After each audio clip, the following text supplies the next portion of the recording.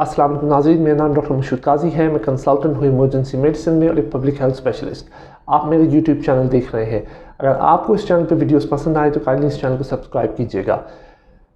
जैसे कि मैंने पिछली वीडियो में मेंशन किया था, जिसका मैंने लिंक शेयर कर दिया है कि पाकिस्तान में कोविड-19 के केसेस इंक्रीज़ करेंगे और यही बात आज डेटा से साबित होती है। तकरीबन 3000 केसेस पॉजिटिव आए हैं, जो एक सिग्निफिकेंट राइज है।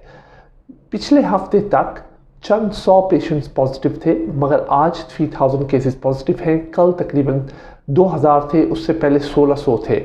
अब ये प्रिडिक्ट किया जाता है कि 3000 से ये राइज करेंगे एक्सपोनेंशियली, यानी ये नंबर बहुत ज़्यादा इंक्रीज़ करेंगे अगले हफ्ते 2 हफ्ते तक।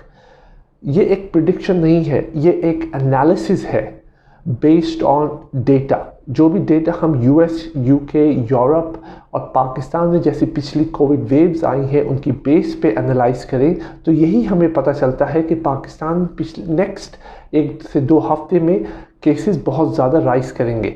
कोविड का टेस्ट अगर आप जाएं पाकिस्तान में तकरीबन 6 से 7 हज़ार रुपये का टेस्ट होता है प्राइवेट लैब से। अगर किसी शख्स की 25,000 सैलरी है, वो अफोर्ड कर ही नहीं सकता कि वो 25,000 में से 7,000 कोविड टेस्ट में लगा दे। सर ये होगा कि पेशेंट्स कोविड पॉजिटिव हैं, उनको सिम्टम्स हैं और वो दूसरे लोगों को इन्फेक्ट कर रहे हैं, मगर वो टेस्ट नहीं करवा पा रहे इसलिए कि उनके पास पैसे नहीं हैं कोविड टेस्ट के। तो ये जो नंबर्स ऑफ कोविड पेशेंट्स आप ऑफिशियली देखेंगे ये बहुत कम होंगे, मगर पॉपुलेशन में कोविड-19 बहुत ज़्यादा फैला होगा। अभी भी जो मेरी व्हाट्सएप, फेसबुक और यूट्यूब पे जो लोगों से कम्युनिकेशन होती है वो अभी भी इस बात पे कायल है कि पाकिस्तान में कोविड-19 दोबारा से इंक्रीज़ नहीं करेगा, जो बिल्कुल गलत है क्योंकि डेटा एनालिसिस कुछ और सजेस्ट करती है। अगर आपके पास कोई सवालात हैं तो काइंडली कमेंट सेक्शन में मेंशन कीजिए, मैं कोशिश करूँगा कि जल्द से जल्द उनको रिप्लाई करूँ। और अगर ये वीडियो पसंद आए तो काइंडली इस चैनल को सब्सक्राइब कीजिएगा। बहुत बहुत शुक्रिया।